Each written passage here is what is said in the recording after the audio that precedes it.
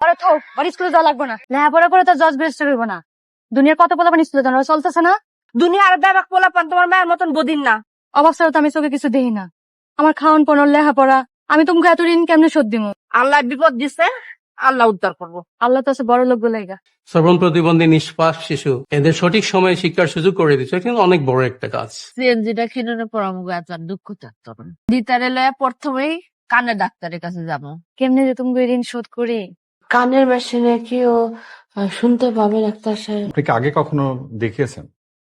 না, এই তো প্রথমবার দেখাইতেছি। ওর তো প্রফাউন্ড হিয়ারিং লস, সে একদমই কানে শুনতে পায় না। নর্মাল হিয়ারিং এইডে তার কোনো লাভ হবে বলে মনে হয় না। কত লোকটা যে দেখি কানে যন্ত্র লাগায় শুনতেছে। কানের মেশিনেও শুনতো না, যদি ওই যে পর্দা অপারেশন করায় তাহলে নাকি শুনতে পারে। অপারেশন করামো, এগুলো সব মিলায় 7 লাখ টাকার মতন দাম। আবারও প্যাডেল মারুন। সবগুলো এনআরটি চ্যানেল সবগুলোতে রেসপন্স পাচ্ছি। দিতা